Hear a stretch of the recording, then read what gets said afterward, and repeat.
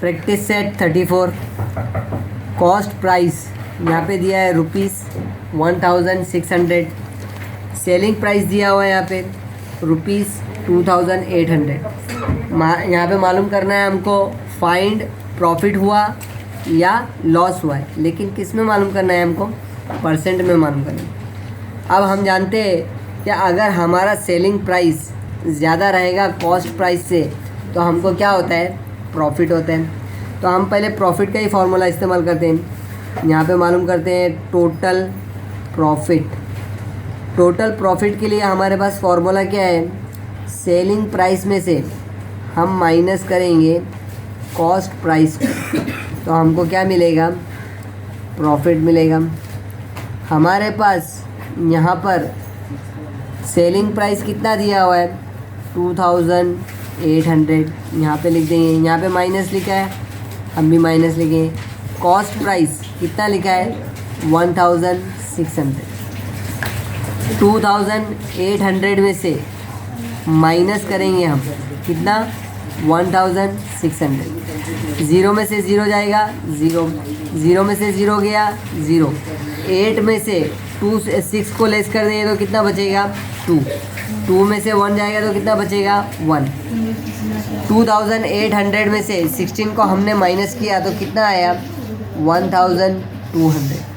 ये हमारा परसेंट नहीं है। हमसे क्या कहा जा रहा है? लॉस हो या प्रॉफिट हो, हमको क्या निकालना है? प्रॉफिट, अपना परसेंट निकालना है। तो जब हमको ये मालूम पड़ गया कि प्रॉफिट हुआ है तो हमारे पास प्रॉफिट का फॉर्मूला क्या है जो परसेंट के लिए निकाला जाता है? हम कभी भी प्रॉफिट का जो परसेंटेज निकालते हैं किससे निकालते हैं? 100 में से निकालते हैं। 100 में से कितना प्रॉफिट हुआ ये नहीं पता हमको। सपोज़ हमारे पास कॉस्ट प्राइस कितना था? 1600। इसमें से हमको प्रॉफिट कितना हुआ? 1200। अब सेंटर में साइन कौन सी है? इक्वल की साइन। तो हम मेथड कौन सा इस्तेमाल करेंगे? क्रॉस मल्टीप्लिकेशन करेंगे। ये n की हमको वैल्यू मालूम करना है, तो n किसके साथ मल्टीप्लाई होगा? 1600 के साथ में, इज़ इक्वल टू यहाँ पर 100 किसके साथ में मल्टीप्लाई होगा? 1200 के साथ में। हमको n की वैल्यू मालूम करना है जो प्रॉफिट परसेंटेज में है। यह 100 इंटू 1200, 1600 मल्टीप्लाई कर रहा है n के साथ में। साइड चेंज करेंगे, किस में जाएगा? डिवीज़न में जाएगा, बराबर।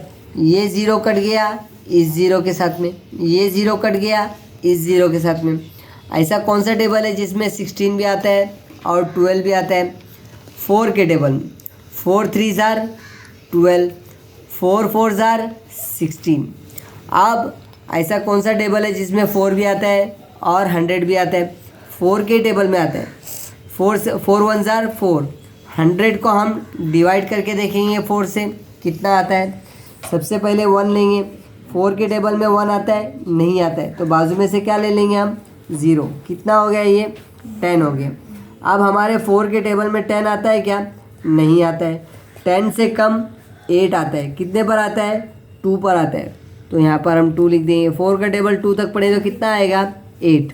10 में से 8 गया, कितना बचा? 2 बचा। ऊपर से क्या उतरा? 0। कितना हो गया ये? 20। 4 के टेबल में 20 आता है? आता है। 4 का टेबल 5 तक पढ़े तो कितना आएगा? 20। ये पूरी तरह से डिवाइड हो गया। हमारा आंसर कितना आया? 25। 4 से हमने इसको डिवाइड किया तो हमारा आंसर कितना आया यहाँ पर? 25। नीचे का 1 काउंट नहीं होता है। n की वैल्यू मालूम करना है। ये 25 का 25, यहाँ पे मल्टीप्लाई लिखा है, मल्टीप्लाई। ये 3 का 3। 25 का टेबल हम 3 तक पढ़ें तो कितना आएगा? 75। यह हमारा क्या मालूम पड़ा? प्रॉफिट मालूम पड़ा, लेकिन किस में मालूम पड़ा? परसेंट में मालूम पड़ा। समझ में आया?